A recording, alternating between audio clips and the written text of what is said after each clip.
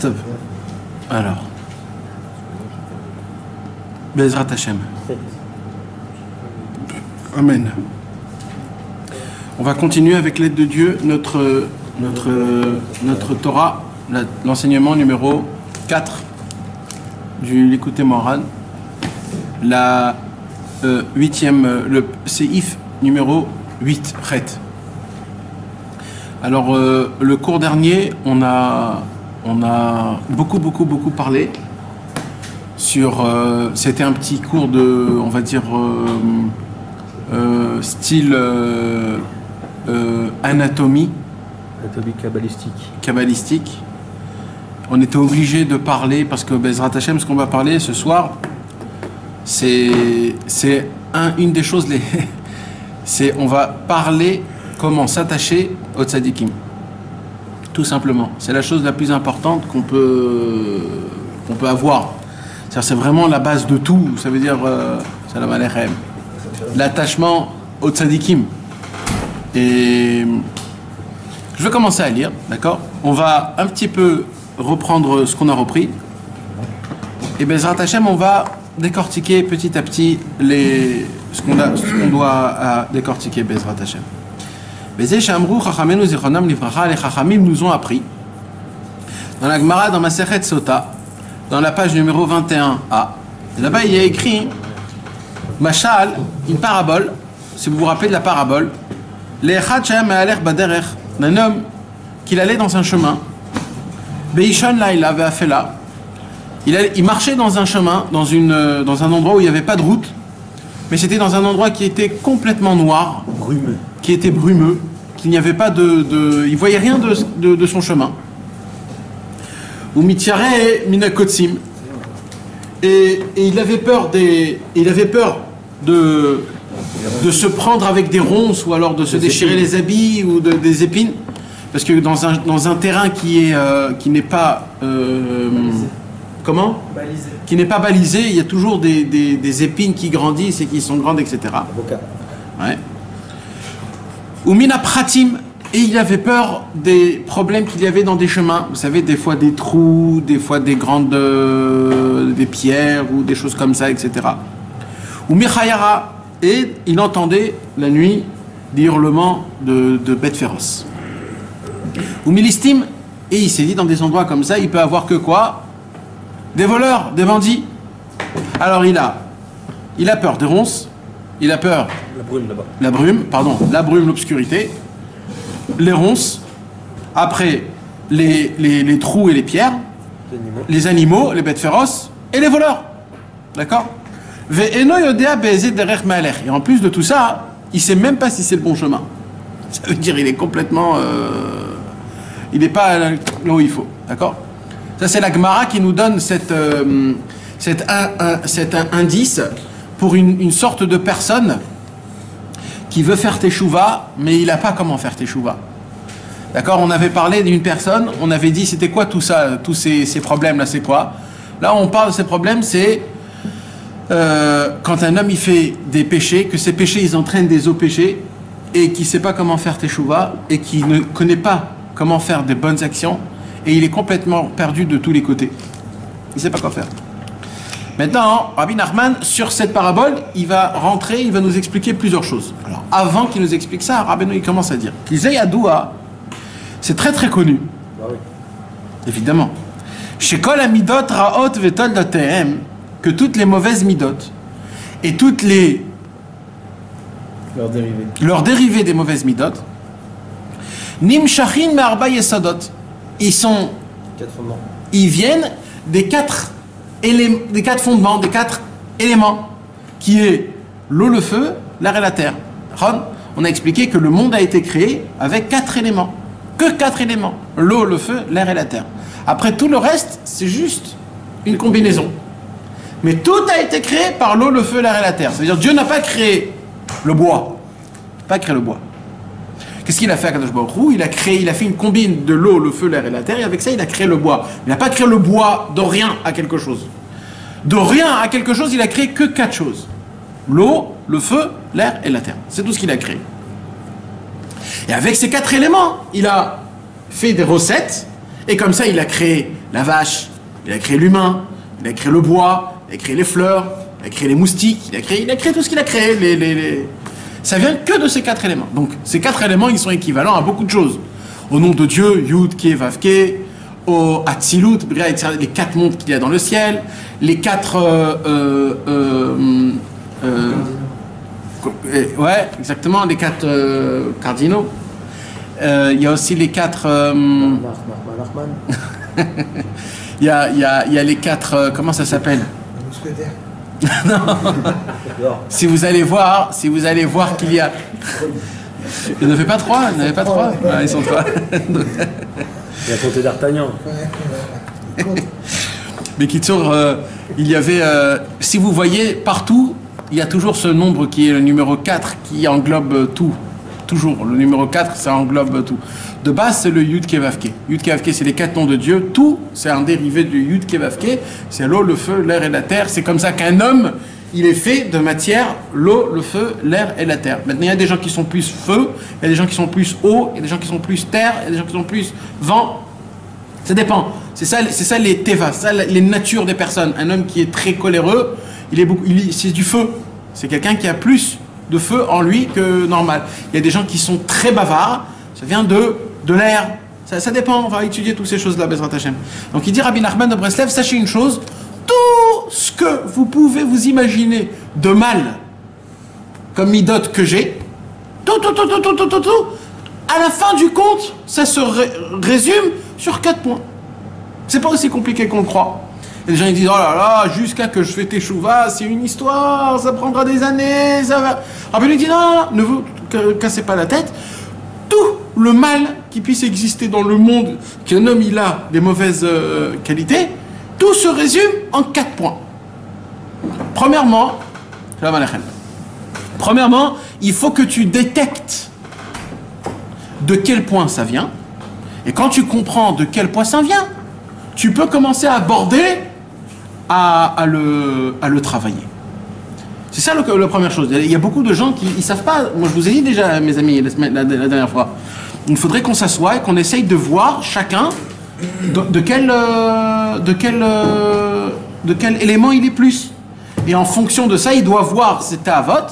C'est quoi le sort de quel ta'avot il a le plus pour comprendre de quel élément il a, pour travailler cet élément. Parce que si tu travailles en gros, alors tu vas jamais arriver nulle part dans rien. Parce que tu travailles dans le mauvais chemin. T'imagines, le monsieur, il va agrandir une pièce, il casse le salon. C'est pas le salon qu'il faut casser, c'est la pièce qu'il faut casser. Et il dit, ben non, je fais en gros, quoi. Et il faut savoir comment tu...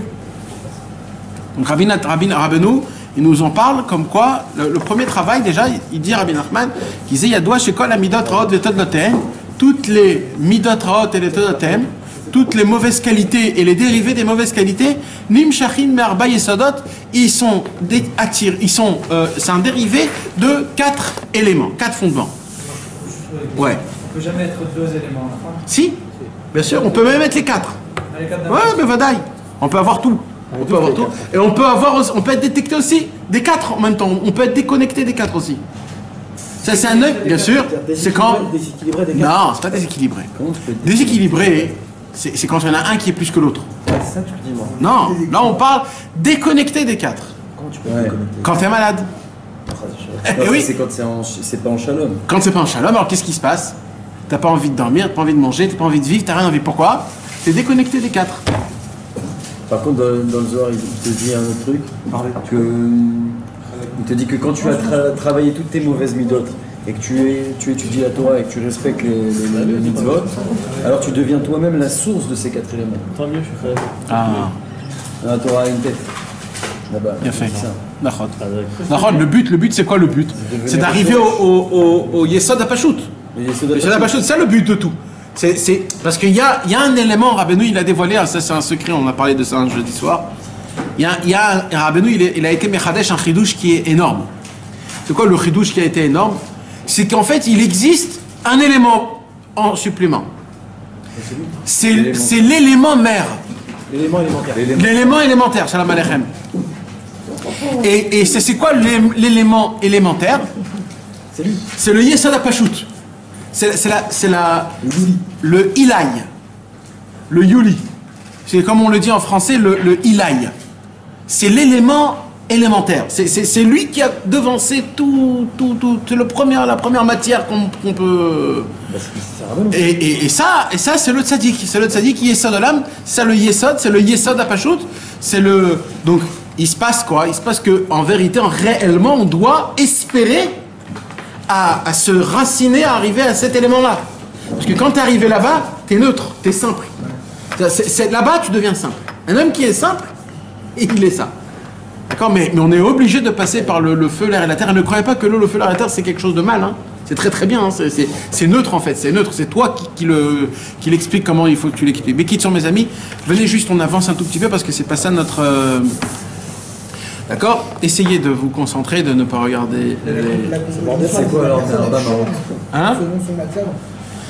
Alors, de base, une personne, elle a ses éléments comme il est né. On a dit les mois où il est né. Ouais, de base. Tu comprends? Un homme, c'est du feu, d'accord? C'est ses bases à lui, c'est ses propres, comment il a été conçu. Comment il a été conçu? La mère et le père, comment ils l'ont conçu. Ça donne énormément. Alors, quelle période? Après manger, pas après manger, l'été, l'hiver, tout ça, ça donne, ça crée mamache tes éléments. Maintenant, mis à part ça, il y a des fois où il y a un élément qui monte plus. Ça existe aussi. Mais il faut que tu saches que tu as tes propres éléments à toi. Maintenant, c'est pas quelque chose de bien ou de mal, hein. C'est juste voilà, c'est tout.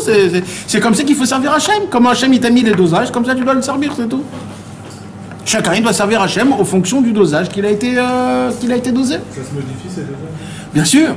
C'est ce qu'il dit Rabbi Nachman. N'importe quel moment. Tout, tu peux toujours tout changer. Colérique, Tout, tu peux toujours tout changer. Il y a un premier travail, c'est quoi?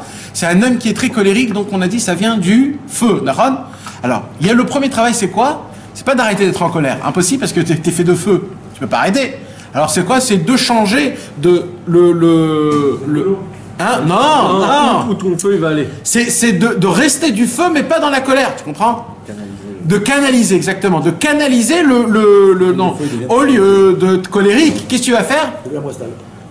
Va chanter, danser, mais quand tu pries avec... fais des choses qui te met en... Va aider des gens à porter des trucs. Fais sortir ce feu quelque part. Tu comprends de quoi je parle? C'est un truc... Top. On avance. Mais j'ai essayé de comprendre ce que je dis, parce que... Bon.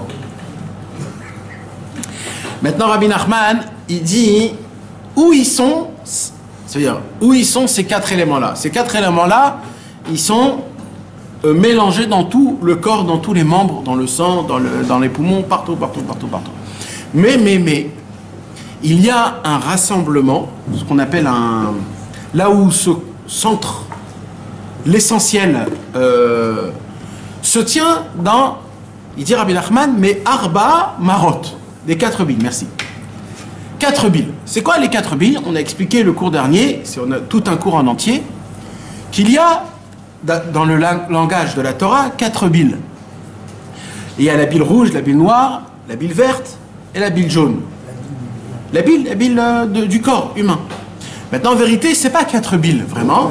En vérité, on parle du foie, on parle de la bile, on parle de la rate et on parle de la lymphatique. Ces quatre choses-là, ce sont les quatre membres essentiels à purifier le sang. Comme la racine de toutes les ta'avot, ils sont dans le sang. C'est toute une histoire de purification de sang, tout simplement. Tout est dans le sang. C'est que le sang en vérité. Alors qu'est-ce qui se passe?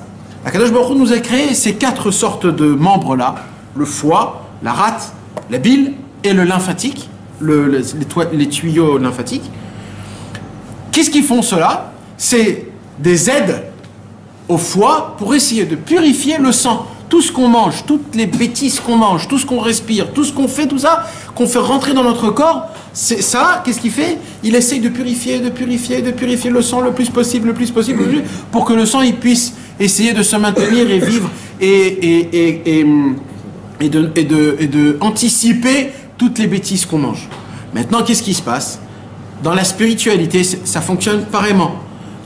Les quatre membres, ils essayent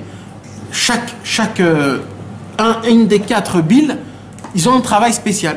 Rabbi Nachman va nous les donner. Kamouva be Mishnat Chassidim, comme c'est écrit dans le livre Mishnat Chassidim. Alors la première, c'est quoi? Atzvut vetoldotehem nimshachin midomem.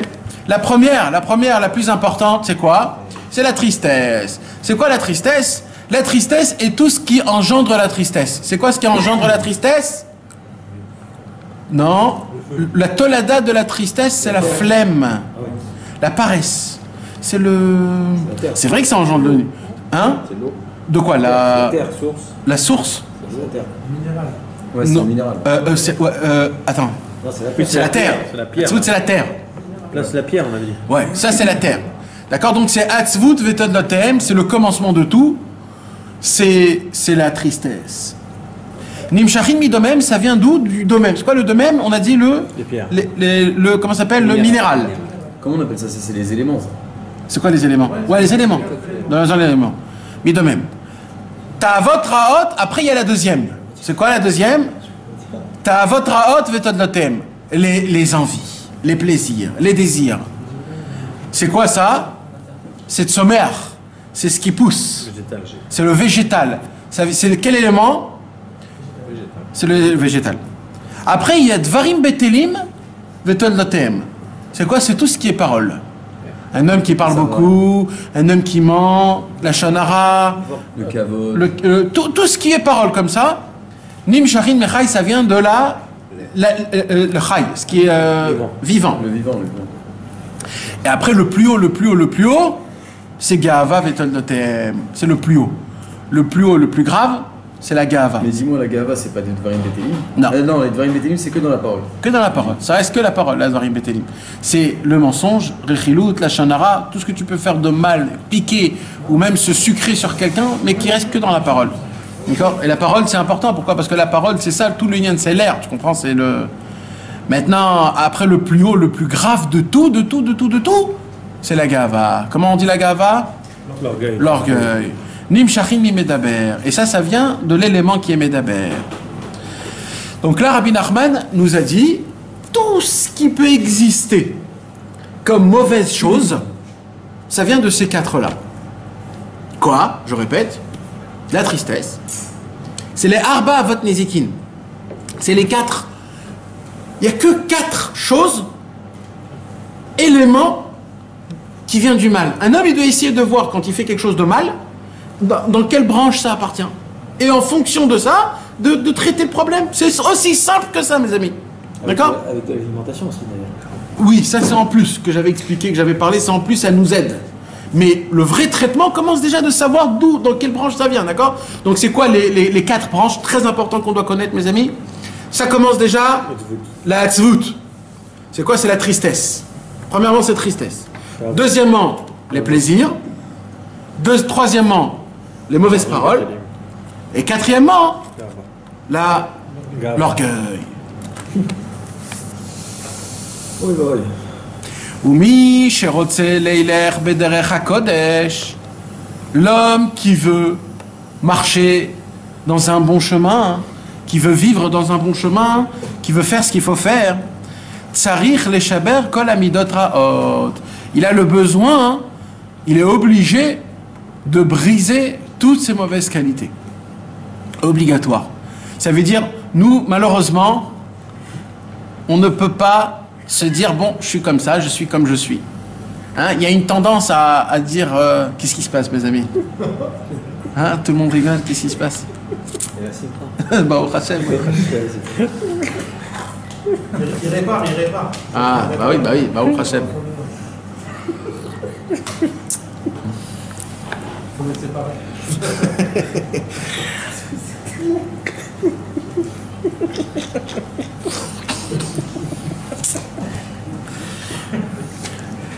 Alors maintenant, mes amis, nous on a, parce que Chazvé Shalom, nous on a des mauvaises midotes et on a anticipé nos mauvaises midotes en se disant bon, je suis comme je suis, hein, que je peux pas maintenant changer, je vais pas commencer à complètement me déformer.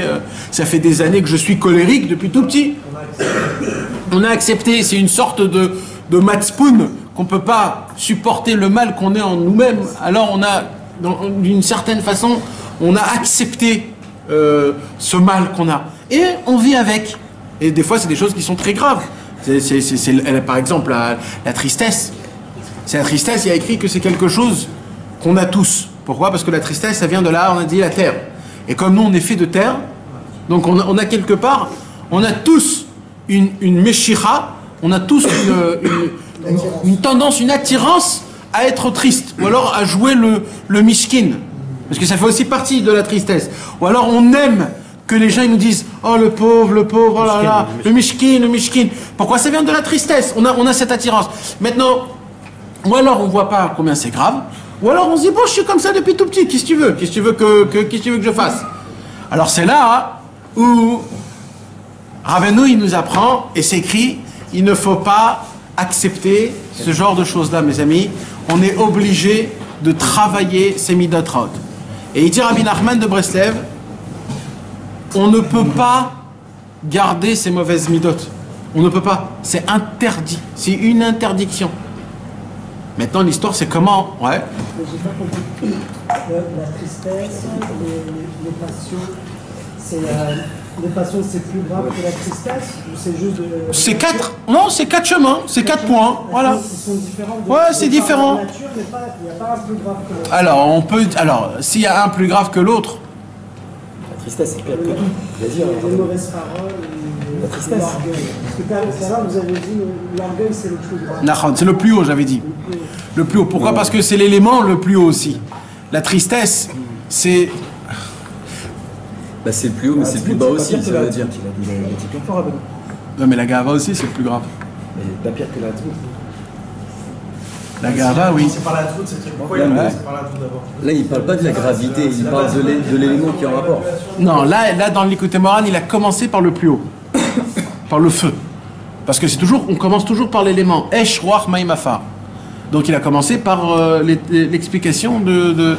En vérité, il a C'est pas commencé... que c'est plus grave, c'est que c'est plus, on va dire, matériel. C'est plus gashmi. C'est le minéral. Genre, il se concentre, tu fais il essaie de se préparer avant que ça sorte. Le plus grave. Non, c'est plus gashmi, on va dire. Ouais. En fait, c'est plus fin, en fait. Quand tu es dans le Médaber, c'est fin, c'est quelque chose de fin, c'est intelligent, on va dire. Mais maintenant, quand on est dans la ta'avot de minéral, c'est quelque chose de rustre. Tristesse, on est Ouais, c'est beaucoup plus... Ouais. La gradation, c'est important. Le gagé des tikkun pour qu'on trouve Nachon. où est notre problème.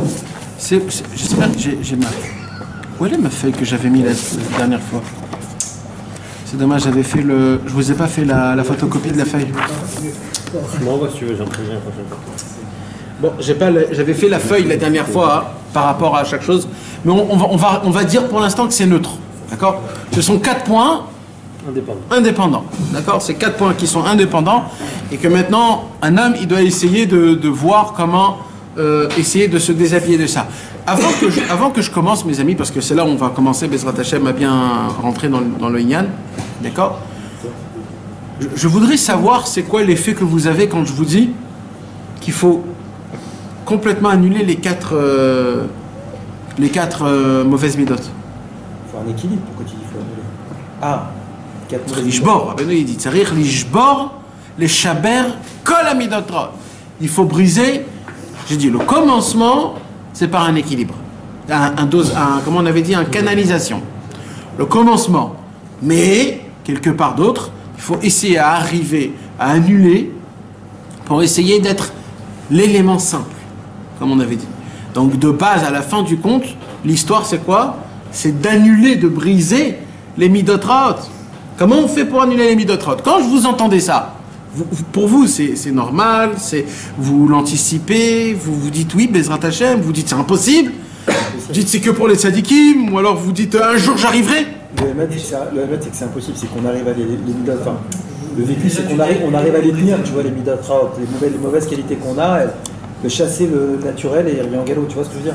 C'est qu'avec le temps, on arrive à tenir le truc. Mais comment on est, on reste. Comment on est, on reste. Hein? Non, je te parle de les briser, Briser, c'est-à-dire que tu te retrouves dans une situation, hein, pour moi tu fais l'inverse. Je vais revenir à la même chose, que c'est la joie qui va casser tout ça. Ouais, c'est un déclat du Likutei Moharan, que Zéléo Madzé. Ça veut dire que s'il nous a parlé de la ta'ava, de la Zvout, Le contraire de la Tzvutsa Simcha. Non, c'est sûr, Ça c'est veut dire sûr. c'est- Mais quand moi je vous dis, Rabbeinu il dit comme ça, Mishirotzel Eler Bederech HaKodesh, un homme qui veut marcher dans le chemin saint, il doit se mettre comme but de casser, de briser ces quatre mauvaises. C'est la finalité ou c'est le début ça? Non, c'est le début ça. C'est le début. C'est le début. D'abord tu commences par casser. Bah oui, d'après lui c'est comme ça, c'est le commencement. Tu peux pas être malade et commencer à avancer et travailler, tu comprends? Donc il dit Rabbeinu, d'abord enlève tes mauvaises qualités et après commence à me servir. Mais t'as même pas besoin de briser, elle vient à toi tous les jours, donc de toute façon. Alors t'as pas compris c'est quoi le mot briser? Non, c'est ça, j'ai pas compris. Bah oui, c'est quoi briser? J'ai une fourchette et si je la brise, je peux plus la manger avec. Donc briser c'est définitif mon frère. C'est définitif. Bah oui. Non, ça, il est pas. Alors, c'est pas encore annulé, parce qu'il y a une parole chassidite qu'on dit, quand tu brises une ta'ava, tu te retrouves avec deux. Ah ouais. Oui, c'est une parole qui est chassidite. Donc Rabbeinu, il dit, il faut savoir l'annuler. L'annuler, ça veut dire quoi? Annuler le shoresh. C'est la racine, c'est quelque chose qui est plus haut. Alors, on va en parler de tout ça, Rabbeinu, il va en parler de tout ça. Mais le commencement, il faut briser, oui. Le commencement, il faut briser, oui. Vous le voyez, vous, ça, pour vous, c'est quelque chose que vous avez réfléchi à ça? On a toujours dit que enlever, changer une mida, c'est toute une vie, ça suffit pas. Nahon. C'est vrai. Rabbi Israël, c'est à l'intérieur. Pour modifier une idée. Non, ça c'est un peu exagéré, mais C'est pas c'est possible. Oui, c'est ça. le Rabbi Israël Salanter, il a dit c'est plus facile. On échappe, on revient dans un corps, des fois, on modifie une chose qu'il a mal faite, c'est d'avant. Ouais, pour réparer quelque chose, mais pas une mida d'Afka. Là, je te parle d'Afka du caractère, tu comprends? Ça veut dire en fait que, ça ressemble à quoi en fait? C'est Akadosh Baruch Hu, il nous a donné, il nous a créé comme une recette. On est tous uniques. Ça n'existe pas un homme qui ressemble à un autre homme. Depuis la création du monde, toi, chacun de nous tous, notre équilibration, notre composition, combinaison de l'eau, le feu, l'air et la terre, comment toi t'es composé, ça n'a jamais été créé dans le monde. Et le fait est de comment Dieu il t'a créé toi, chaque mitzvah que tu fais, pour Dieu, c'est comme si c'est la première fois qu'un homme il fait une mitzvah. Parce qu'il dit, regarde comment son équilibre, comment il est fait, comment il est composé, et il arrive quand même à faire comme ça. Ce que Dieu il te demande à toi, c'est quelque chose de personnel. Ce que Dieu il te demande à toi, c'est personnel que à toi. Personne au monde, depuis la création du monde, il t'a demandé le travail que toi tu dois faire. Si on a une prédominance en feu, et si tu me demandes de changer, je suis plus moi-même alors après. Oui. Oui, mais quand même, il faut que toi, en fonction de comment tu as été fait, il faut que tu puisses dominer comment tu as été fait. Alors comment on peut dire des fois, cette avéra-là, c'est la plus grave de toute l'avéra? Non. Donc en réalité, c'est à nous de ce que toi tu es. Non. Il y a des bases. Il y a des bases. Ce qui est grave, ce qui n'est pas grave. Il y a des règles quand même grandes. D'accord? Il y a des règles. Maintenant, il y a des gens que pour eux, par exemple, ils comprennent pas comment un homme il s'énerve pour rien. Il y a des gens comme ça. Le mec il se dit mais ça va, il s'est rien passé, qu'est-ce que t'es en train de t'énerver? Qu'est-ce que tu t'en fous? Le mec il comprend pas. Il dit Rabbeinu, c'est comme parler à un eunuque de Ta'ava. Qu'est-ce que c'est un eunuque? Un homme qui peut pas avoir d'enfant, il lui dit parle-lui d'une femme, rentre-lui dans des... Il comprend pas, mais de quoi? Tu rentres dans un délire avec ça? Parce que lui il a pas il est né sans... Il a pas. Il dit c'est pareil, il y a des gens que... Pourquoi? Parce que son travail c'est une autre chose, c'est un autre travail, c'est un autre truc complètement. C'est la gava, c'est l'argent, c'est des autres trucs. Alors, oui, il y a des choses qui sont... il y a des règles normales. Mais chacun, en fonction de sa vie, il doit comprendre qui il est, comment il est, et en fonction de ça, de savoir se travailler. Tu comprends? C'est là où Rabbi Nachman, il vient et il dit tout, ça n'existe pas un homme qui n'appartient pas à ces quatre points-là. Tous les hommes du monde, ils sont obligés d'avoir un des quatre points-là, ou alors des dérivés. D'accord? Bezrat Hashem, je vais vous envoyer la feuille avec chaque mida et chacun de ses dérivés à lui. Tu vas l'envoyer par le WhatsApp. Et comme ça, vous pourrez savoir plus ou moins comment ça fonctionne, l'arbre géologique des qualités et des défauts. C'est très important pour savoir se situer dans quel travail je dois me travailler. Bizarrement, la Achila et le Mammon, ils sont pas dans les... Ils sont pas de rapport. Nahon.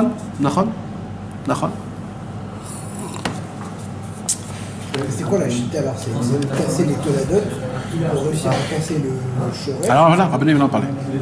Là, on va arriver à ça.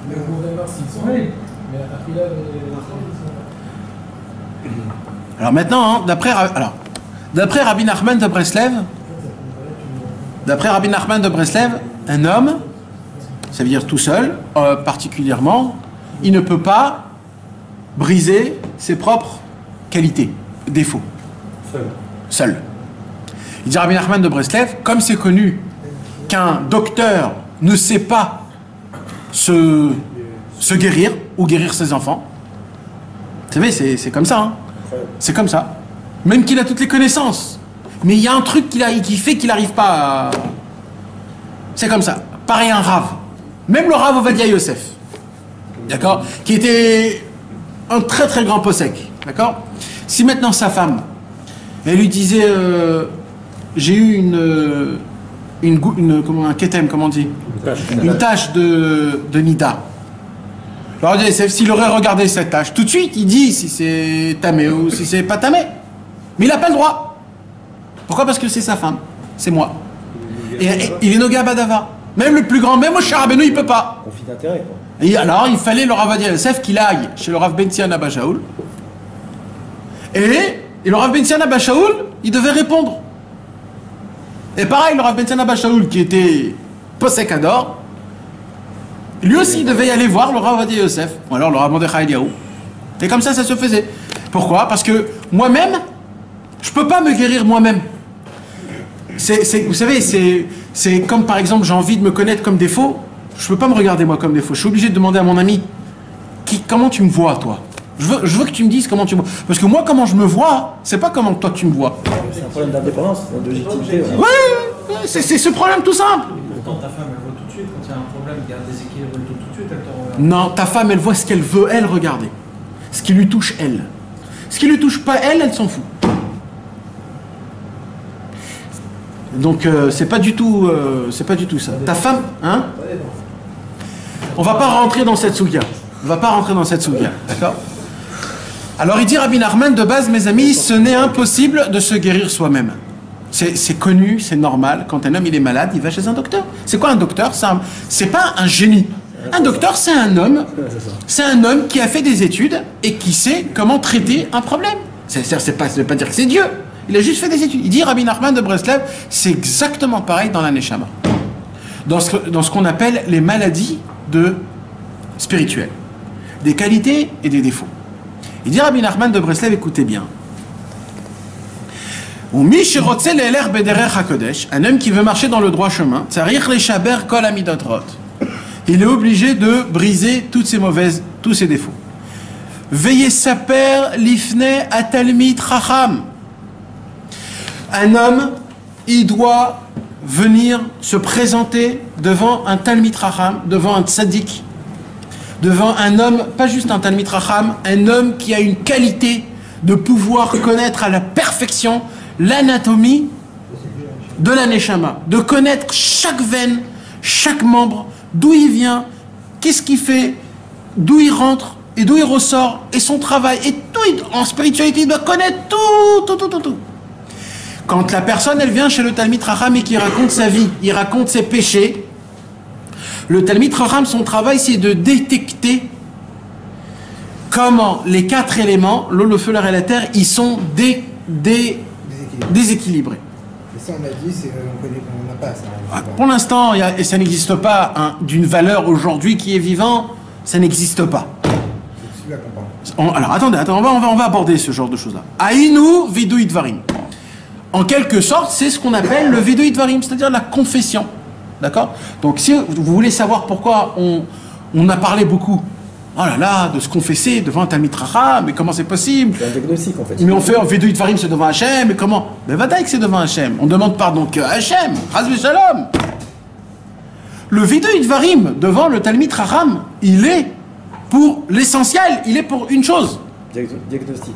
C'est pourquoi va Talmid Chacham yefaresh v'yevarer lo derech les shoresh nishmato. Tout le fait c'est quoi? C'est que quand l'homme il va venir devant le Talmid Chacham, devant le tzaddik, et qui va raconter sa vie, il va raconter ses péchés, le Talmid Chacham, il va tout de suite connaître c'est quoi sa maladie. Et il va lui dire, pour toi, qui est fait de ça et de ça et de ça et de ça, ton travail à toi, c'est de mettre plus le point ici, ou alors ici, ou alors arrêter de faire ça. Pourquoi? Parce qu'il voit d'où vient le problème. Des fois, vous savez, on se regarde des fois complètement horrible. Des fois. On se dit, purée, comment je... Mais autant je peux être un puant comme ça, autant. Et vous savez, et des fois, il faut changer un truc et vous devenez des gens de sadikim. Mais hein. Des fois, vous changez un truc. Vous savez, Rabbi Nathan, quand il était jeune, avant qu'il a connu Rabbeinu, il avait un problème énorme dans l'étude de la Torah, c'est qu'il voulait tout avaler en même temps. Quand il commençait à étudier, par exemple, le chasse, il voulait tout terminer tout de suite. C'était dur pour lui qu'il fallait attendre. Et qu'il faut une page par une page. C'était trop dur. Il voulait tout étudier. Et quand il voyait qu'il n'arrivait pas, ça le décourageait. Pas découragé, mais ça le faisait un problème dans sa tête. Ça le fait un balagan. Et il n'arrivait pas, il avait un problème avec ça. Et c'était dur pour lui. Et toute sa vie, c'était difficile à cause de ça. Toute sa vie, parce que c'était un encombrement de toute sa vie. Un jour, quand il s'est rapproché de Rabbeinu, Rabbeinu lui a dit, tu sais, un petit peu c'est bien. Quand Rabbi Nathan a entendu cette parole-là, un petit peu c'est bien, toute sa vie à Rabbi Nathan a changé. Et c'est devenu le symbole de la Chassidut Breslev. Un petit peu, c'est très bien. Il avait du mal à étudier aussi ou pas? C'est-à-dire quoi du mal à étudier? J'ai entendu dire qu'il avait du mal à étudier. C'est-à-dire quoi du mal à étudier? Difficile à dire par rapport à Rabbi Nathan. Il n'arrivait pas, il avait du mal à s'asseoir et étudier, il fallait qu'il force. Qui est Rabbi Nachman ou Rabbi Nathan? Je sais pas. C'était un Talmid Chacham déjà. Ouais. Apparemment, c'était un génie avant qu'il rencontre Rabbeinu. Il connaissait toute la Torah. Il avait pas du mal parce qu'il avait des CDR de ouf. Ouais, je crois pas que c'était... Rabbeinu, il comprenait pas. Rabbeinu, il comprenait pas le Chumash, après il comprenait pas la Mishnah, après il comprenait pas la Gemara, et c'était Rabbeinu qui comprenait, il comprenait pas. Il n'arrivait pas à comprendre. Il a dû pleurer des larmes et des larmes pour comprendre le Chumash, après c'était pareil pour la Mishnah, après c'était pareil pour la Gemara. Et après il a fait ses fermicotes aussi. Ouais. Ça fait avant 6 ans. Ouais. Alors, Bekitson, mes amis, donc là, Rabbi Nachman de Breslev, il dit que c'est quoi? Donc en fait, on parle de quoi? On parle de médecine. Nahon, on parle de médecine. La Neshama. En fait, nous, on croit qu'on est des grands Réchaïm. Hein? On croit tous qu'on est des grands Réchaïm. Nahon? C'est faux. On est juste malade sur deux petits points. Au moment où on les recorde, alors c'est bon. Vous savez, c'est exactement comme un piano, ou alors comme une guitare, ou alors comme une harpe. Une harpe. Vous connaissez l'arpe de 72 là où c'est vraiment compliqué, ou alors un piano, un vrai piano, les pianos de à queue, où c'est vraiment... Imaginez-vous si c'est mal accordé. C'est mal accordé. Le plus grand pianiste du monde, il peut s'asseoir, faire la musique la plus belle au monde, si le piano est pas accordé, khlet, ça sert à rien. Alors quoi? On va lui dire que c'est un mauvais pianiste? Ras de shalom. Le piano, il est juste mal accordé. Rabbeinu, il nous apprend qu'en vérité, c'est ça notre photo à nous. Notre photo à nous, c'est qu'on est la Neshama de Dieu. Elohai Neshama Shenata Tabi Teora I. Elle est pure, notre Neshama. Elle est pure, notre Neshama. C'est Dieu, elle appartient à Dieu, notre Neshama. Notre Neshama, il n'y a pas plus pur que ça. On est le plus grand... dites-moi un nom de pianiste mondial. Rachmaninov. Ah, je sais pas, ouais, Rachmaninov. Mozart. D'accord? Alors, prenez d'accord, prenez le pianiste le plus grand au monde, d'accord? Nous, on est ça. Mais on a juste notre problème, c'est quoi? C'est que le corps, il n'est pas accordé. Il a un problème d'accordement. Il faut juste prendre un petit tournevis et tourner, c'est tout. Tourner pour accorder la corde du piano. Il dit Rabbi Nachman, c'est aussi simple que ça. On n'est pas des gens qui sont comme ça. Alors il dit Rabbi Nachman, alors comment tu le fais toi? Tu peux pas le faire. Les pianistes ne savent pas obligatoirement accorder. Il y a un monsieur spécial qui fait l'accordement. C'est pas obligatoire que le pianiste il connaît Dans la guitare, oui, parce que des fois la guitare, les gens ils le font. Mais dans le piano, pas obligatoire. Donc il y a besoin pour ça un talmitre, un homme qui est spécialiste, c'est-à-dire c'est un tzaddik, que lui il va te dire la corde numéro 17, tu la tournes 15 fois, la corde numéro 30, tu la tournes 7 fois, et voilà. Et d'un coup, le monsieur il va faire son piano, et là il va sortir une musique comme jamais au monde il sortit une musique. Qu'est-ce qui s'est passé? T'es devenu mieux ou pas mieux? Rien du tout. J'ai joué le même couplet. C'est juste l'accordement qui a changé. C'est ce qu'il dit Rabbi Nachman. C'est pour ça qu'il dit Rabbi Nachman, un homme qui n'est pas attaché à un tzaddik, eh ben il joue dans un piano qui n'est complètement pas du tout accordé. Il a beau jouer le plus belle musique au monde, mais il n'est pas accordé son piano. La musique qui sort, c'est un cauchemar. Oh,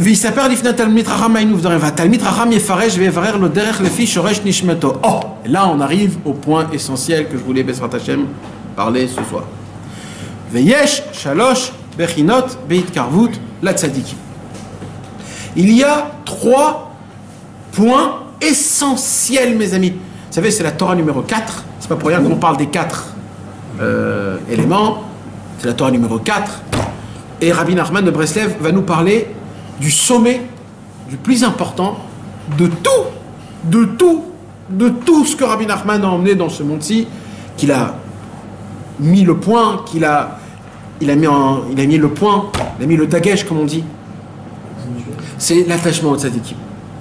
Et là, toujours on pose la question, c'est-à-dire quoi s'attacher au tzadikim? Alors c'est vrai qu'il y a plein de réponses. C'est-à-dire quoi s'attacher aux tzadikim? Penser à eux, les aimer, donner la tzedaka, étudier leurs livres, parler d'eux, voyager chez eux. Il y a plein.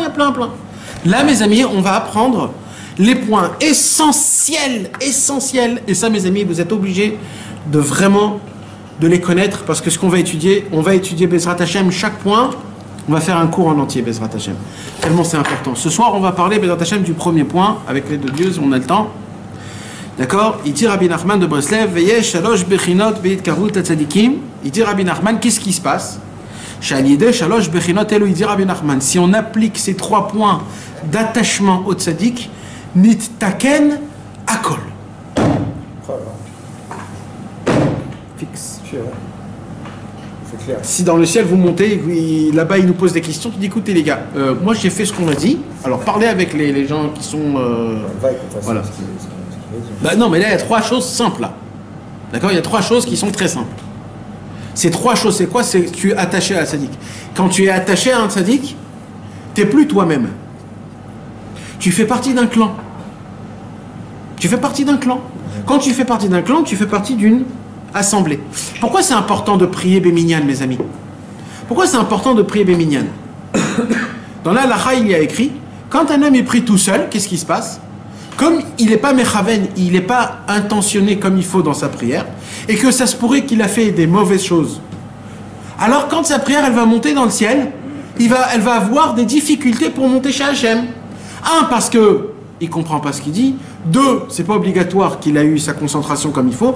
3, ça se peut que dans la journée, il a fait des mauvaises choses. Pourquoi que cette prière, elle a le mérite de monter chez Akadosh Baruch Hu, s'il n'a pas eu un cœur, s'il n'a pas eu une concentration?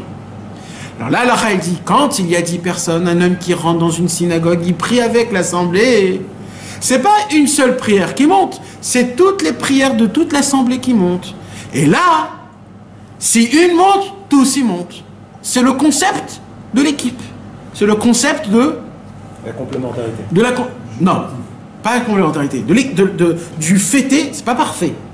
Non, complémentarité, c'est-à-dire un complète l'autre. C'est ça, oui. Alors oui, mais c'est pas exactement ça. C'est le fêter que c'est plus comme on a dit tout à l'heure, les mousquetaires. Qu'est-ce qu'ils disaient toujours les mousquetaires? Pour tous points. Voilà, c'est plus ça. Tu comprends? C'est plus ça. C'est comme il y en a un qui aide l'autre, ça veut dire. On est tous ensemble, tu comprends? C'est pas pareil quand par exemple tu vas rentrer, tu demandes quelque chose. Solidarité. Voilà, c'est-à-dire, imagine-toi, tu veux obtenir quelque chose. Tu viens et tu demandes. On s'en fout de toi. Par contre, tu viens sans, c'est pas pareil. C'est toute l'histoire de la manifestation. T'imagines s'il y a un mec qui manifeste avec une seule pancarte dehors, on va lui cracher dans sa tête. Par contre, s'il y a 1000 personnes qui viennent et qui manifestent, c'est une autre histoire. C'est pareil, tu comprends? Toute l'histoire de l'attachement au tzaddik, c'est quoi? C'est qu'il y a un tzaddik qui est balèze. Mamash, ça veut dire c'est un vrai patron. C'est vraiment une personne qui est... Et lui, il s'est dit, Baruch Hashem, j'ai la porte ouverte partout. Pourquoi je vais me la garder qu'à moi? Je vais descendre en bas, je vais aider les gens qui n'ont pas la porte ouverte. Et il a créé un clan. Il a dit, attachez tous à moi. Venez tous vers moi. Moi, j'ai la porte ouverte à tout. J'ai des conditions. Parce que le monde, il faut qu'il y ait des règles. On peut pas, ça peut pas être FKR. Alors, il y a des règles à faire ça, ça et ça et ça. Maintenant, pour s'attacher à moi, il y a 3 conditions. 3 conditions, mes amis. Que tu sois un pourri, un pueur, un malade, un lépreux, ce que tu veux, on s'en fout. Il y a 3 points essentiels que tu as la possibilité de t'attacher au tzaddik, et que quand tu t'attaches au tzaddik, le tzaddik, il te donnera le chemin dans lequel tu devras t'améliorer, arriver au but, Bezrat Hashem. C'est-à-dire en fait te guérir en autre mot. Premier point. Ve'eluhem ashlosha bechinot. Voici les 3 niveaux. Bechina arishona. Le premier point. Kesheroe et tzaddik. Premier point, voir le tzaddik.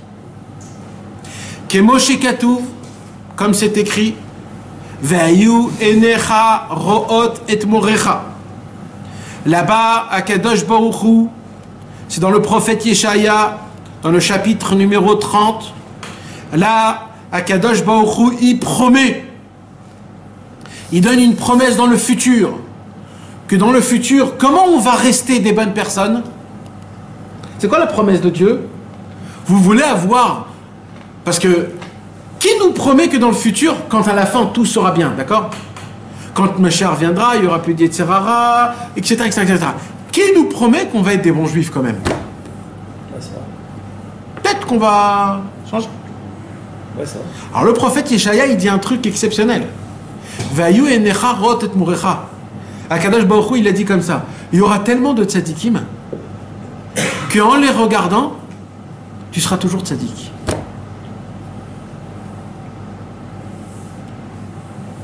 Vous n'avez pas compris, je répète. Comment je peux vous expliquer un truc pareil?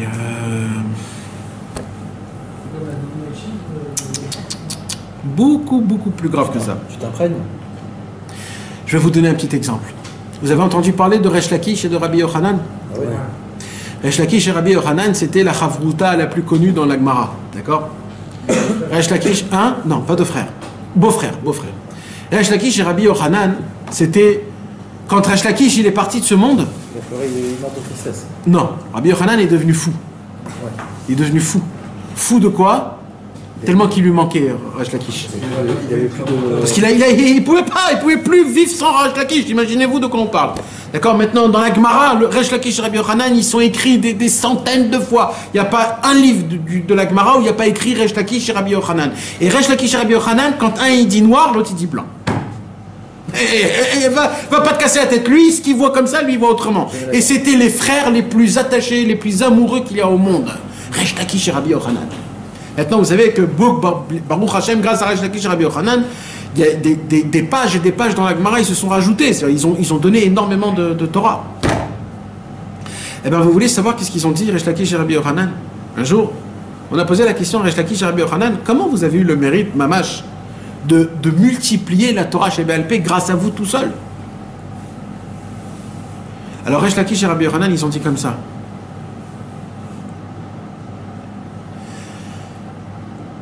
Rabbi Yehuda Anassi, celui qui a écrit la Mishnah, il était habillé, vous savez, à l'époque, les habits, c'est pas comme aujourd'hui. À l'époque, tous les tzadikim, ils se cachaient complètement. Ils étaient habillés complètement cachés. Ça veut dire quoi? Ça veut dire qu'ils avaient, on va dire, une sorte de djellaba, et dessus, ils avaient une cape, ou alors une veste qui était très longue, d'accord? Et par-dessus ça, ils avaient aussi un foulard sur leur tête, comme le Ben Ishraï. Et sur le foulard, ils avaient une capuche qui descendait et qu'on ne voyait pas le visage. Et comme ça, tous les tzadikim, ils s'habillaient. C'était, en fait, leurs habits, c'était en fonction des tzadikim. C'est-à-dire, le foulard, c'était que les grands tzadikim qui pouvaient mettre le foulard. Il n'y avait pas de foulard, il y avait une autre chose de foulard, je sais pas, un turban. Mais le foulard, c'était les rabbanim. Après, des très grands rabbanim, ils mettaient... Jamais ils ont vu le visage. Maintenant, Rabbi Danassi, il avait une autre perfection. C'était quoi Rabbi Danassi? C'est que Rabbi Danassi, il avait des gants. Même ses mains, personne ne les avait vues. Et en plus de tout ça, il n'avait pas de poche en bas. Ces deux poches en bas, il n'en avait pas. Alors il avait mis où ses poches? Ici, dans le nombril. Juste en haut du nombril, il avait deux poches ici. Et c'est ici qu'il mettait ses mains. D'accord? Resh Lakish et Rabbi Yochanan, ils étaient là, ils entendaient Rabbi Yehuda Hanassi. C'est quoi, c'était noir la couleur? De quoi? Des vêtements. Noir? Je sais pas. Et maintenant, ce qui se passait, mes amis, c'est que Resh Lakish et Rabbi Yochanan, ils avaient vu plusieurs fois Rabbi Yehuda Hanassi, ils ont entendu parler des drachot de Rabbi Yehuda Hanassi sans le voir jamais. Personne n'a jamais vu Rabbi Yehuda Hanassi. Et un jour, Rabbi Yehuda Hanassi, pour quelque raison, Rabbi Yehuda Hanassi, il a enlevé sa main droite. Il a enlevé sa main droite. Et il y avait donc des gants. D'accord? Et apparemment, quand il a enlevé sa main droite, il y a le gant, je ne sais pas comment exactement, je ne sais pas, mais le doigt est sorti. Et ils ont vu le doigt. Juste un doigt de Rabbi Yehuda Hanassi. Resh Lakish et Rabbi Yochanan, ils ont dit, le fait est qu'une fois dans notre vie, on a vu le doigt de Rabbi Yehuda Hanassi, c'est grâce à ça que notre cerveau s'est aiguisé et qu'on a eu une telle grandeur de Chorma et de Gdusha à multiplier le chasse. C'est magnifique. C'est que le doigt. Magnifique. Le doigt, ils ont vu le doigt, un doigt. Ah là là là. C'est quoi ça? La Gemara, c'est la Gemara qui raconte ça. Ok. Je ne me rappelle pas. C'est pas. C'est quel Gemara? C'est un Yerushalmi. C'est dans la Gemara Yerushalmi, Masechet Betza Perek E à la Chabet.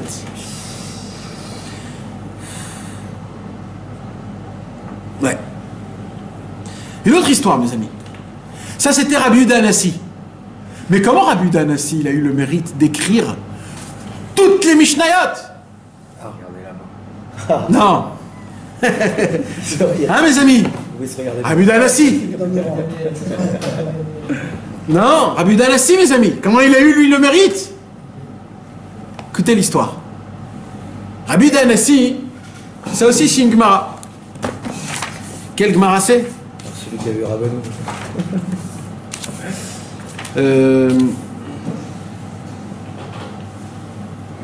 Vas-y, prends-toi un petit peu, hein, Michael. Vous avez une temps.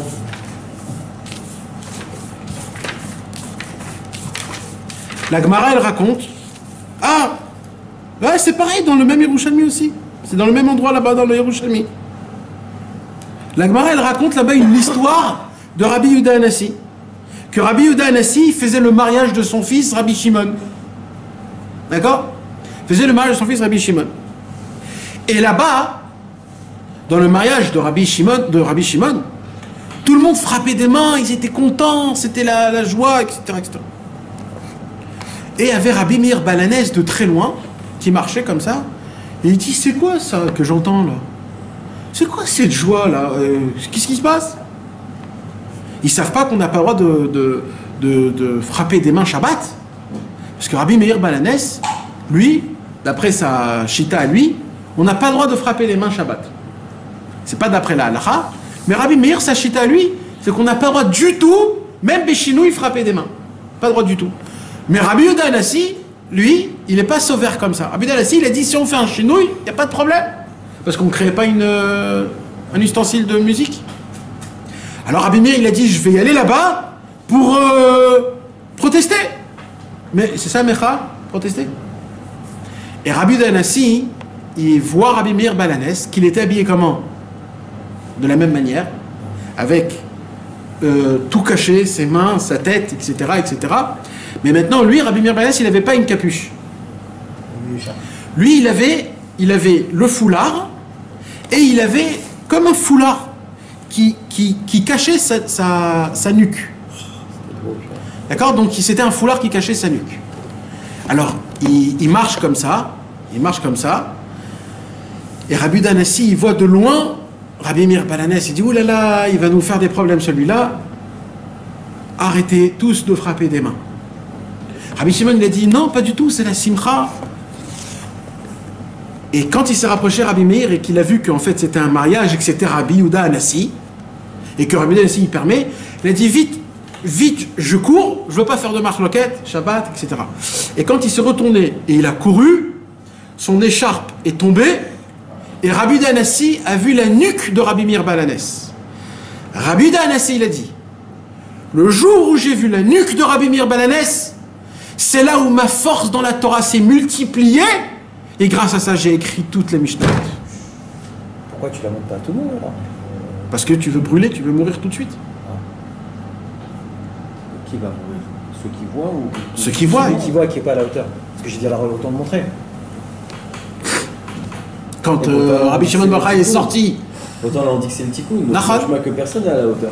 Tout le monde devrait le regarder. Nachon.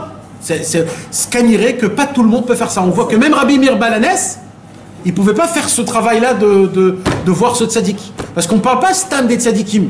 Ça c'est la preuve qu'il n'y a qu'un tzaddik spécial, que son travail à lui, c'est de faire montrer sa face, et ainsi de suite, tout ce qu'on va apprendre. Ah voilà. Donc mes amis, il faut que vous compreniez quelque chose. Un jour, Ravuna, vous savez c'était qui Ravuna? Il faisait partie de ceux qui ont écrit le Talmud Bavli. Ravuna, il a dit, Ravuna, dans la Gemara, son cerveau, il est très piquant, on dit en hébreu. Harif. Harif, ça veut dire aiguisé. Très... tu me dis comme ça? Et peut-être c'est autrement. Et peut-être c'est comme ça. Et qui t'a dit que c'est comme ça? Et moi je veux pas. Il était très...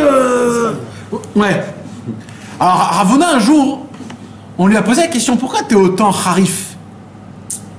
Il a dit, parce que mon père, il avait la canne de Ravashi. Et quand j'étudiais, je voyais la canne de Ravashi. C'est la canne de Ravashi qui m'a rendu comme ça, harif. Là, on parle même pas du tzaddik, on parle d'un objet d'un tzaddik. Alors quand Rabbi Israël il a vu Rabbi Nachman dans la synagogue avec Rabbi Meir, il s'est passé quoi pour Rabbi Israël? Rabbi Israël, il est tombé malade. Oui, il a eu de la fièvre. Il a eu de la fièvre. Sa femme, elle a pris à l'époque, il y a eu des glaçons comme ça. Elle a recouvert jusqu'en haut et il tremblait quand même de chaleur jusqu'à le lendemain matin. Rabbi Israël, quand il a vu, un jour il a demandé à Rabbi Israël Cordonneur de voir Rabbeinu, et Rabbi Israël Cordonneur il lui a pas voulu. Il a dit non, tu pourras pas. Et un jour il en a eu marre, Rabbi Israël Cordonneur. Alors ils étaient en train d'étudier à Tibériade, là-bas dans les ruines de Tibériade. Et Rabbi Israël Cordonneur il a dit, tourne-toi, tu vois le monsieur là-bas? Eh bien c'est Rabbeinu. Oh là là, mon Dieu. Et tout de suite il a eu de la fièvre. Très grande fièvre, 42 fièvres. Il est tombé malade. Toute la nuit, il a tremblé. Et le lendemain, il allait un peu mieux. Mais il a compris qu'il ne faut pas redemander un truc pareil. Rabbi Israël Cordonneur, pareil. La première fois où il a vu Rabbeinu, il s'est évanoui tout de suite. Et sa femme a dû lui reverser de l'eau de fleurs d'oranger. Et après, il pouvait le faire venir quand il voulait. Après, c'était une autre histoire. Mais pas Rabbi Israël, c'était une autre histoire. Rabbi Israël Ber. Rabbi Israël Cordonneur, il pouvait faire descendre Rabbeinu quand il voulait. Ouais. Après, il pouvait le faire quand il voulait. Il a fait faire descendre que 3 fois. Mais il avait la possibilité de... Mais mes amis, il y a ce qu'on appelle un moussag, mes amis. C'est pas pour rien la Messora. Moshe Rabbeinu, vous savez, le Rambam, à chaque introduction de chaque livre, il donne comment on appelle la Messora? La transmission. Pourquoi tu me donnes la transmission? Écris-la une fois, puis c'est tout, point barre. Parce que c'est tellement important. Lui, il a vu de lui il a pris de lui. C'est très important. Parce que si maintenant un Baal Tshuva, il vient, et il a une qualité, il sait bien parler, il a des grandes connaissances. Chazak, shalom aleichem. Et maintenant, maintenant un homme de grandeur, d'accord, il a des connaissances de Torah, il a des connaissances. Mais il est là, d'accord? Il est là et il a des savoirs. Mais il n'a pas vu, il n'a pas reçu de quelqu'un ou de quelque chose. Alors il n'a pas cette transmission, on ne lui a pas transmis. Maintenant mes amis, écoutez comment c'est un chidouche qui est énorme. Regardez ce que j'ai vu ici, mes amis, il y a écrit un livre, il y a un livre. Dans la Torah, on voit qu'Akadosh Baruch Hu demande à Avraham Avinu, la première fois, Lech lecha me'artzecha. Nachon? Nachon, c'est comme ça qu'il y a écrit. Akadosh Baruch Hu, il demande à Avraham Avinu, fais tes bagages et pars de chez toi. Ou, je sais pas, fais tes valises, et la Lech lecha me'artzecha, ou mulatecha, ou betavicha, et la aretz asher areka. Dans les livres de la Chassidoute, il y a écrit qu'en vérité, c'était quoi la demande que Dieu a demandé à Avraham Avinu? C'était quoi? C'est que Akadosh Baruch Hu, il a dit à Avraham Avinu, je veux pas que tu sois un tzaddik dans ta petite pièce à toi. Je veux que tu sors de chez toi et que tu me diffuses dans le monde. C'est ça en fait que je veux. C'est ça l'ech lecha. C'est quoi l'ech lecha? Ne sois pas un tzaddik chez toi à la maison. Et que toi tu sois tout seul sois un tzaddik. Non, l'ech lecha, sors de chez toi. Va diffuser dans le monde. Alors Avraham Avinu, il a dit quoi, Shemidbar? T'es sûr de ce que tu es en train de dire? Mais moi je m'y connais pas, moi. Mais je vais commencer à parler avec qui, avec quoi? Avec tant de monde, mais je connais pas, j'ai pas la langue. Et là, qu'est-ce qu'il dit à Kadosh Baruch Hu? Écoutez bien. Il dit, le fait est qu'ils vont te voir, ils vont faire tes chouvas. Ce que Avraham Avinu a demandé, ce que Kadosh Baruch Hu a demandé à Avraham Avinu, c'est quoi?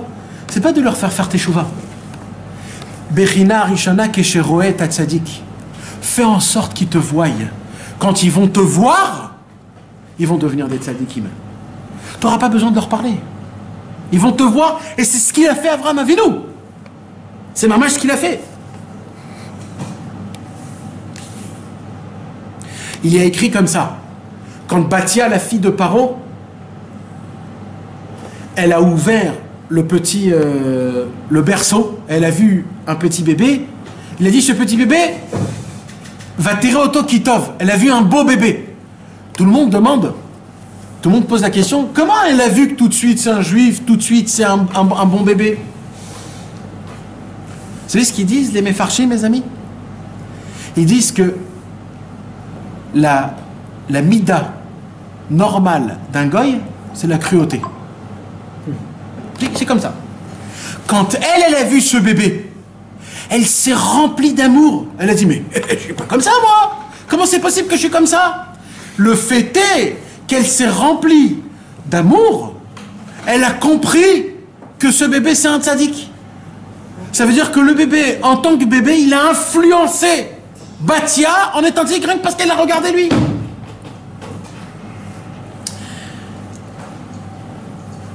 On voit aussi, par exemple, quand Avraham Avinu il a fait la Brit Mila et qu'il a vu les trois anges.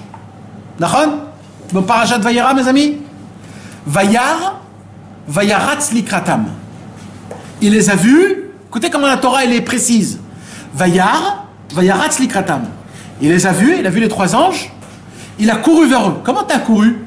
T'es le 3e jour en train de pisser de sang. Tu viens de faire la circoncision à 99 ans. Tu peux courir, tu peux pas courir, mon frère. Qu'est-ce qu'il dit là, les Mefarshim, mes amis? Parce qu'il a vu les anges. De voir un ange, ça donne une influence tellement grande que juste en les voyant, il a été... Non, il a été trappé. Il s'est soigné. Juste le fait est qu'il a vu les anges, ça l'a soigné. Imagine-toi quand c'est de voir un tzaddik, le bien que ça te fait. De la même manière, c'est toute la même chose. Là, je suis en train de vous faire montrer comment dans toute la Torah, le concept de voir un tzaddik, c'est pas juste de voir. Et ça s'arrête là. C'est un concept qui est vraiment, vraiment, vraiment important. Ça change énormément de choses. Maintenant, qu'est-ce qu'il faut avoir dans la... Il ne faut pas juste le voir. Parce qu'il y a aussi une très grande histoire, mes amis. Un jour, Rabbi Nachman de Tulchin, il s'est un petit peu Hitlonen, comme on dit. Il s'est plaint devant Rabbi Nathan qu'il n'a pas eu le mérite de voir Rabbi Nachman de Breslev. Rabbi Nachman de Tulchin, l'élève de Rabbi Nathan. Il s'est plaint, genre, oh là là, j'ai pas eu le mérite de voir Rabbi Nachman, quel dommage, quel dommage. Alors Rabbi Nathan, il lui a dit, alors tu crois quoi? Que le boulanger, que chaque matin il lui donnait un pain, tu crois que lui, il a un mérite plus que toi? Parce que lui, il a vu Rabbi Nachman. Ça veut dire quoi, mes amis? De voir le tzaddik, c'est pas juste de le voir. Il faut le voir avec une intention. On n'avait pas Dieu scellé qui faisait traverser la barque, c'est pas ça plutôt? Non. Non. C'était de... Non. Mais de quoi on parle? On parle de voir avec une qualité. C'est quoi la qualité? De l'annulation. Quand un homme, il voit un tzaddik, en s'annulant devant lui, ça veut dire il le voit pour s'annuler. Il s'annule totalement à ce tzaddik-là.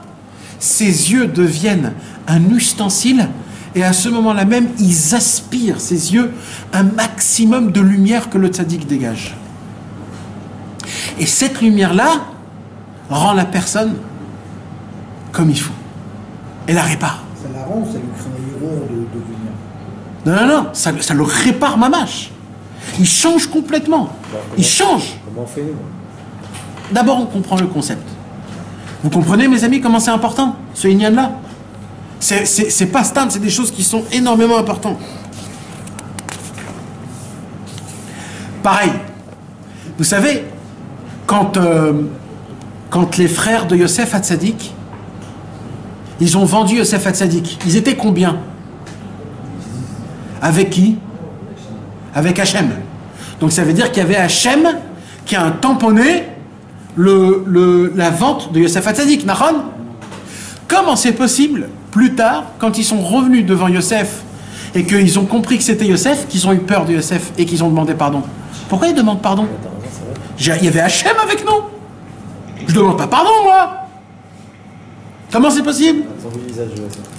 Parce que maintenant Yosef était devenu le tzaddik Kador et que maintenant ils ont vu Yosef Hatzadik de manière tzaddik Kador en s'annulant parce que c'était lui le patron.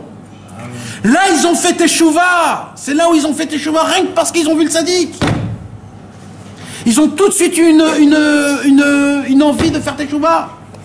Rien que par la vision du tzaddik. Vous imaginez comment c'est énorme ce point-là, comment il est important. Combien ça fait quelque chose quand un homme il voit le tzaddik d'une manière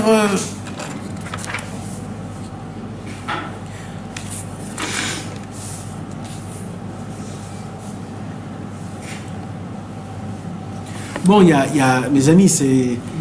Ouais, c'est infini, Bémet. C'est infini, c'est jusqu'à où ça va. Alors, venez juste, on termine.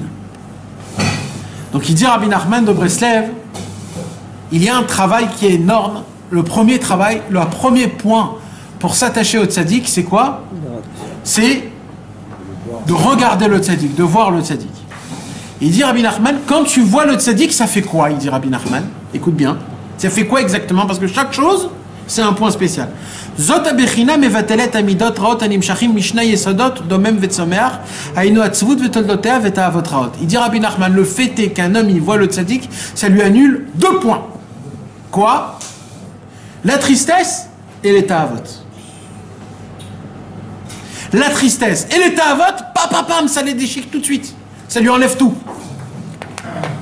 Là, on avait dit taavot, on avait dit c'était d'après les mauvais mœurs, mais c'est toutes les taavot en fait. Les taavot raot, c'est les... Autant taavot achila et taavot tout quoi. Ouais, c'est tous les désirs, tous les plaisirs. C'est l'eau, ça c'est l'eau. C'est tous les désirs et les plaisirs, les kiffs, tous les kiffs. Les kiffs que j'ai envie toujours d'avoir un surplus un extase de mon cerveau qui toujours y est. J'avais vu une fois la tristesse, c'est entraîner toutes les autres tarots. Une fois, il a écrit ça ramène la simtra et les tarots. Ça ramène que la simtra, mais j'ai compris les tarots. Non, parce que là, on est en train de parler d'Afka, des 4 défauts mères très importants qui viennent du corps humain. Il y a 4 points. Tu comprends? Là, on parle des mauvaises qualités, des défauts, là, d'Afka. Pas des qualités, on parle d'Afka des défauts. Tu comprends? Donc, le défaut le plus important, qui commence par tout, c'est quoi? Tristesse. Le deuxième, c'est quoi? Les plaisirs et les désirs.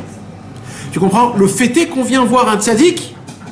Le tzaddik, avec le fait est que quand toi tu vois, Bezrat Hashem, comme on a un petit peu...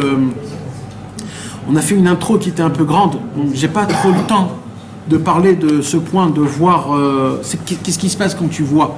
Mais le Hari Akadosh, il dévoile un secret exceptionnel.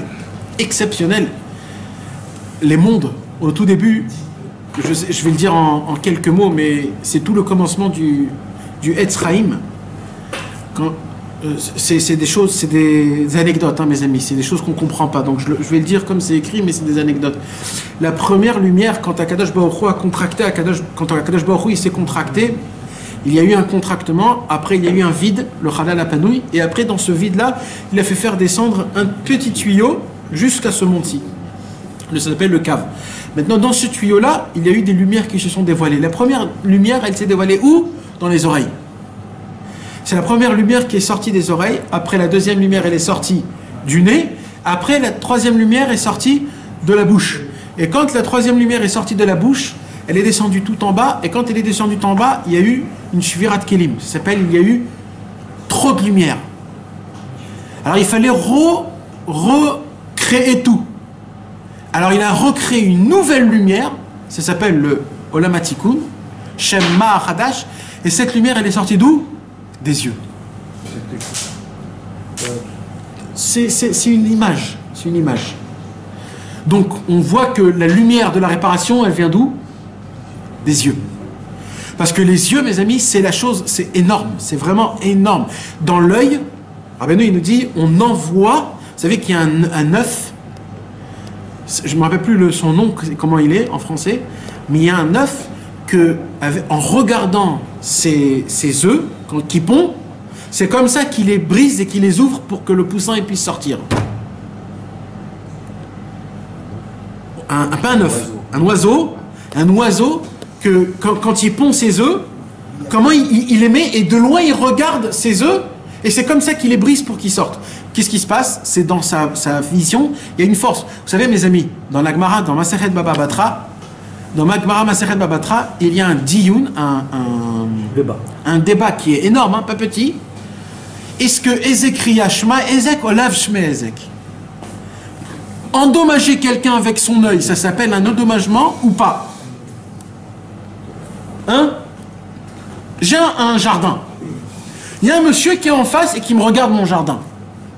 Ça m'énerve, moi, qui me regarde mon jardin. Est-ce qu'il a le droit de regarder mon jardin ou pas? C'est la question. Moi, ça m'endommage. Moi, je veux pas qu'il me regarde. Ça m'endommage, moi. À cause de lui, je peux pas me tourner en slip. Je vais être en slip dans mon truc. Ça s'appelle un endommagement. Il me regarde, le monsieur. Un endommage. Alors, comment on fait? C'est une grande marloquette. À la fin du compte, Ezek Riya Shme Ezek. En fin de compte, de voir, ça s'appelle endommager. De là, on apprend quoi? Le concept de la Inara. C'est quoi la Inara? Il dit Rabbeinu dans la Torah Nundalet. C'est quoi? C'est que le Rain, il y a une force. L'œil, il a une force. Mamash, hein?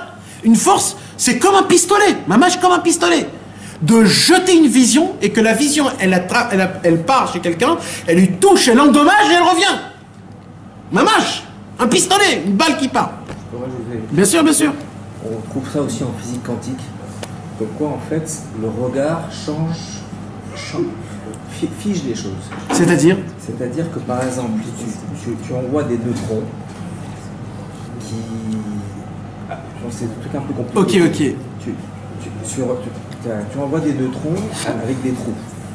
Sur des panneaux, il y a des trous. Ok. Et en fait, à l'arrivée, on voit qu'il y a... Ça change. Bon, dès le moment où ça a été regardé, ça fige la chose.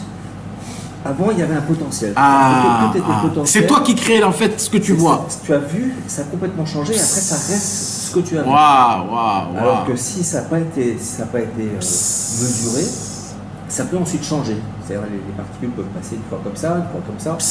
Dès le moment où ça a été vu, ça a créé la chose.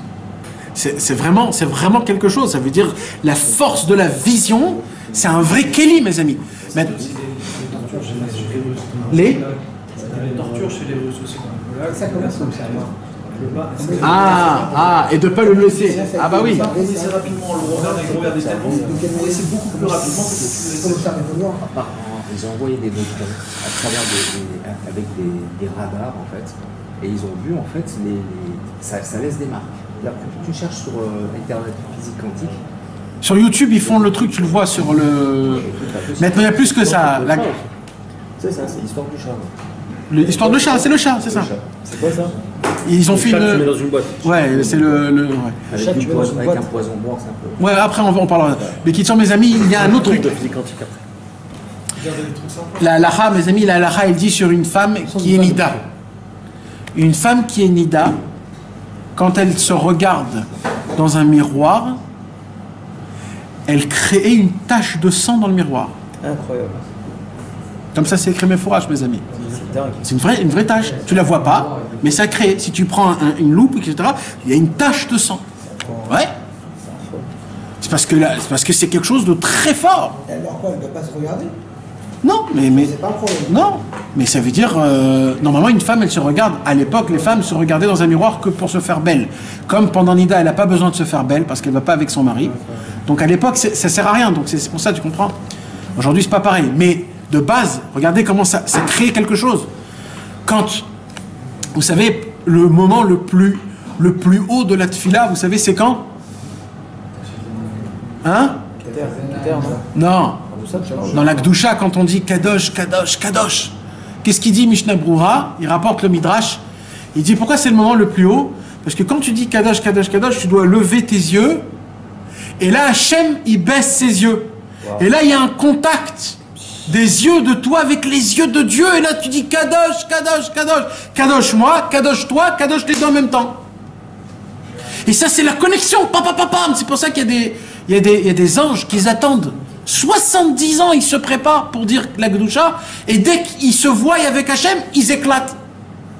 Et nous, on le dit 3 fois par jour. Kadosh, on peut regarder, envoyer un petit WhatsApp. Kadosh, Kadosh, Kadosh. 2 fois par jour. 3 fois par jour. 2 fois, je t'arrête. 4 fois par jour. 4 fois par jour. C'est pas que dans Nagdishar. On dit dans Uval et Tzion et on dit dans Etchem le matin avant le Kriyat Shema.